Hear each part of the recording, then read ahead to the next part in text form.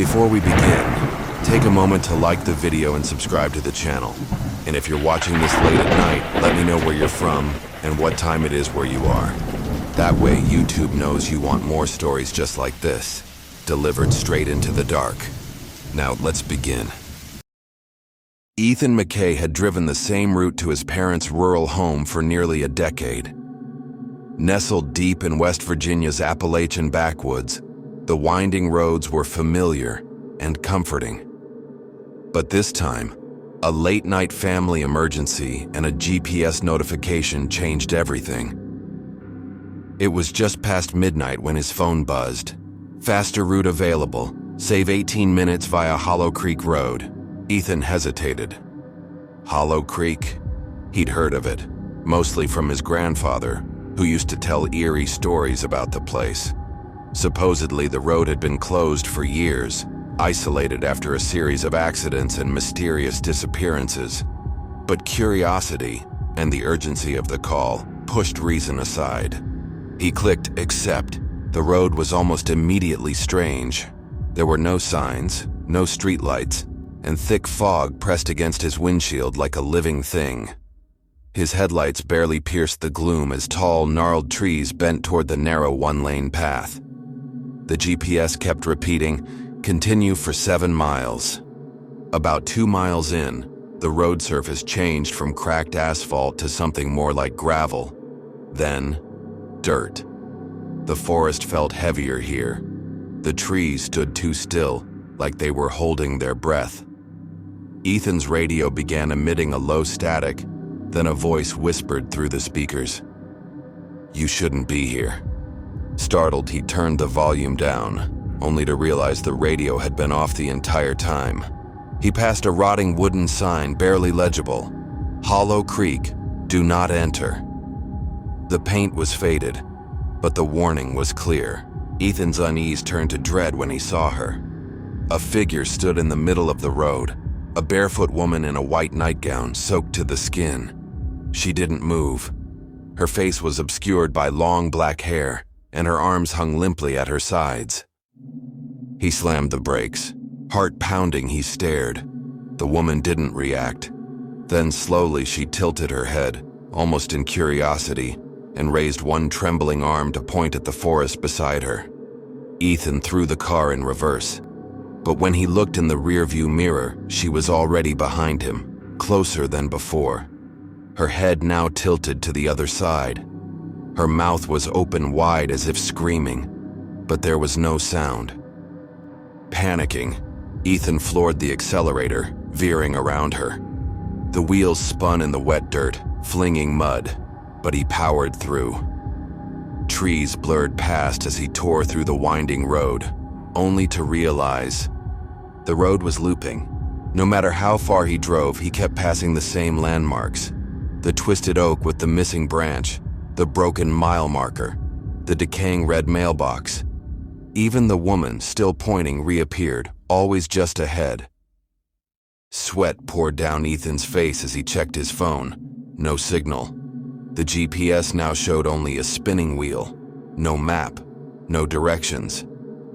Then the car stalled. Silence fell like a hammer. Ethan sat frozen, the engine dead, his hands white-knuckled on the wheel. From the tree line, a whisper slithered out. "Turn around." He dared a glance at the rearview mirror. She was inside the back seat. Ethan jumped out of the car, stumbling into the woods, branches clawing at his skin. He didn't know where he was going, only that he had to get away. Hours seemed to pass before he collapsed, gasping beside a dry creek bed. When he awoke, it was morning. The road was gone, so was his car. A passing hiker found him wandering the woods hours later, disoriented, shivering, unable to explain what happened. The only trace of that night was his phone, clutched in his hand. The GPS app was still open. The screen read, "Recalculating." In the town of Maple Hollow, every graduating class from Westmore High dared someone to enter the old Milner house. The abandoned Victorian sat at the edge of the woods like a wound that never healed. Black shutters rotting, roof half caved in, windows like empty eyes. Stories swirled around it for decades, A family murder-suicide, satanic rituals in the basement, children who went in and never came out. But no one ever found proof. It was just a tradition, a game. For Shane, it wasn't supposed to be anything more than that. At 17, Shane was the class clown, loud, reckless, always out to impress. So when his friends dared him to not only go in, but spend the entire night alone in the Milner house, he didn't hesitate. He live-streamed it, backpack loaded with snacks, a flashlight, power bank, and a GoPro strapped to his chest. Shane strolled into the overgrown yard like he was walking into a haunted attraction. "This house is gonna be my Airbnb tonight," he joked to the camera, spinning around for effect. The front door creaked open too easily. Dust clung to the air. The wood beneath his feet groaned with every step. Strange symbols were spray-painted on the walls, not the kind you'd see from teens trying to be edgy. These looked deliberate, ancient. The chat filled with laughing emojis and ghost jokes. "Bet he poops himself by midnight," someone typed. But at 1:23 a.m. the stream went silent. No screams, no glitch, just darkness. That's when his friends realized something was wrong. The next morning, the police were called. They found Shane's backpack just inside the door. The GoPro was shattered. His flashlight, untouched, lay next to it, still working. But Shane, gone. It took 2 days of combing the woods with dogs and drones before they found him, curled in a fetal position under a collapsed shed a half-mile from the house. Mud-caked, eyes wide, silent. He didn't speak for 3 months. When he finally did, it was to a psychologist. What he said made no sense, but the fear in his eyes made the doctors listen. He talked about waking up in the basement, chained to a chair, surrounded by whispers that came from nowhere.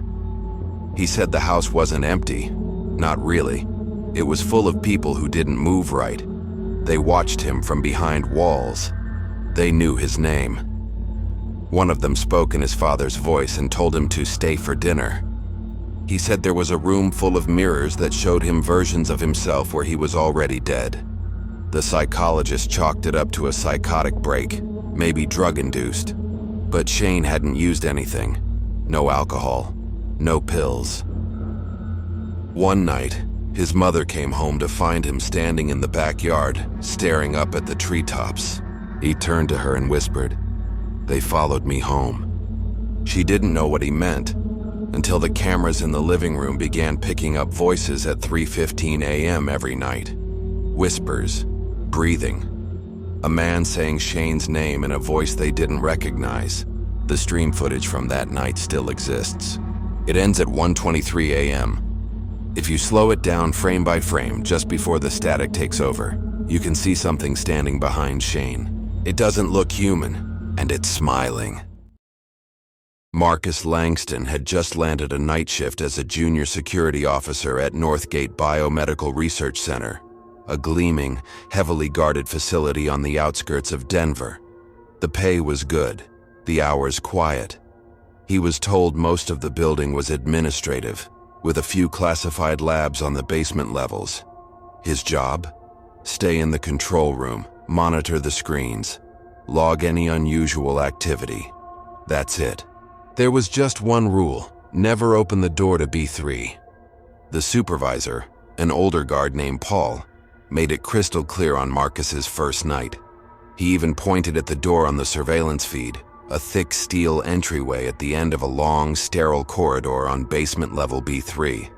The feed labeled it simply B314. "No one goes in. No one comes out. You see anything on that camera, you don't move, you log it, you call me, that's all." Marcus laughed nervously. "What's even down there?" Paul paused. "Not your concern, just do your shift, don't touch B3.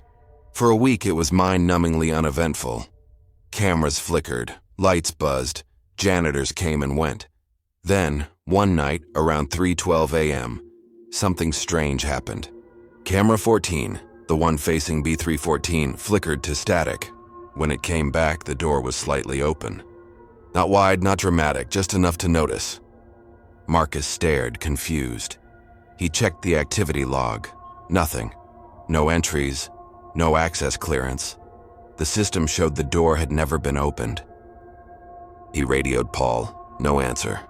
Curiosity, or maybe something deeper, why he pulled at him. Against protocol, against the gnawing instinct in his gut, Marcus took his keycard and made his way down. The elevator creaked as it descended, B1, B2, B3. The hallway was ice cold. Fluorescent lights flickered overhead. Silence stretched, oppressive and still. He approached the door to B314. The security pad blinked red, locked. But as he reached to double-check it, it clicked open. A whisper of air escaped as if the room had been sealed for years. Marcus stepped inside. It was a lab, but nothing like the ones upstairs. The walls were metal, no windows, no computers, just a single chair in the center of the room, bolted to the floor, and dozens of security monitors lining the walls. Each monitor showed different places: a playground, a hospital hallway, a child's bedroom, a war zone, an empty field at night. And on every screen, there was a figure. It wasn't the same each time, sometimes a man, sometimes a woman, sometimes a thing. But they all had one thing in common. They were looking directly at the camera. Suddenly, the door slammed shut behind him. The monitors flickered. Now every screen showed Marcus standing in the room, but in each version, something was standing behind him. He spun, nothing. Then the lights went out. He doesn't remember what happened next. They found him hours later, unconscious in the elevator, blood on his uniform, fingernail scratches down his arms, some not his. The footage from that night was wiped. Only one file remained. A 3-second clip of Marcus in the room staring at the monitors. Behind him, something with impossibly long arms stood just inside the shadows. Northgate transferred him to another facility. He quit the job 2 days later and moved 3 states away. But even now, every so often when Marcus watches TV or looks at his phone screen, he says he sometimes sees a reflection that isn't his. And the door, B314, is sealed shut. But every now and then, the red light on the keypad blinks green. Detective Laura Green was the kind of cop who didn't believe in ghosts, curses, or coincidences. She believed in people, and in the terrible things they sometimes did to one another.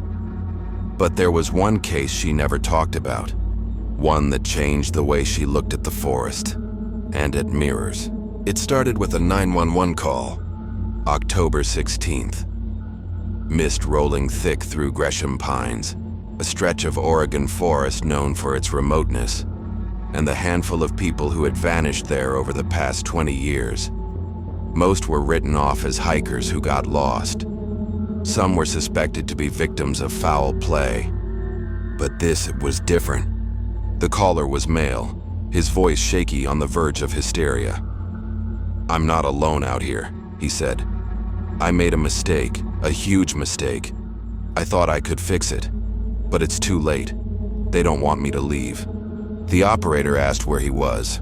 All they got were GPS coordinates, and then the call ended, not dropped, cut, mid-sentence, like something silenced him. Laura was assigned to the case, and the coordinates immediately bothered her. The location wasn't anywhere near a trail. It was 3 miles deep, past overgrowth, across a dry creek bed, near no roads, cabins, or utility lines.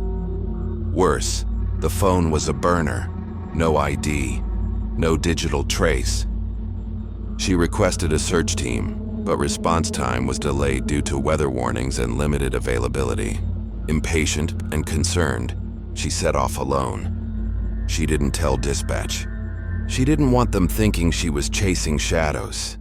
By the time she reached the trailhead, the late afternoon sun was barely visible through the fog. The deeper she hiked, the more unnatural the forest felt. Pine needles blanketed the ground so thickly that even her own footsteps were muffled. There were no birds, no insects, just silence, and her growing sense that something was wrong. Nearly 2 hours in, she stumbled upon a clearing, too symmetrical, too empty. In the center, a half-burned fire pit, crushed energy bar wrappers, a blood-smeared tarp, and a phone. Screen cracked, showing a frozen lock screen with a smeared handprint across it. She radioed in coordinates, but static answered her. And then she heard it. Faint, human, help me. She froze. The voice was male and familiar. It matched the 911 caller's voice profile. Laura drew her weapon and flashlight, sweeping the woods. No movement. "Who's there?" she shouted. Silence. Then again, closer. "Help, please." The voice never came from the same direction twice. It circled her, always just behind a tree or around a bend. Her instinct screamed trap, but something else, something primal, kept pulling her forward. And then she saw it. Not a person, not a structure. A mirror. Tall, freestanding, ornate like something out of a Victorian parlor.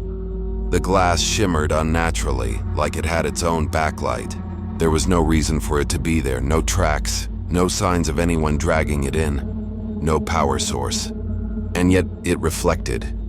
Laura approached cautiously. What she saw in it made her step back. The forest behind her was different. The trees in the mirror were blackened, charred. The sky above them was blood red. And her own reflection, it wasn't moving like her. It blinked a beat too late. It smiled when she didn't. And then, behind her mirrored self, a figure emerged. Pale, hairless, with 2 long arms and no eyes. It leaned in close behind the reflection, and Laura could swear she felt breath on her neck. She spun. Nothing. When she turned back, the mirror was gone. Not fallen, not moved, just gone. Her radio crackled again. This time the voice was whispering. The man from the call. They watch through glass. They show you what they want. Don't answer them. Don't let them speak your name. Then, the unmistakable sound of something growling through static. That was when she ran. Branches whipped her face. Her lungs burned. Her legs ached.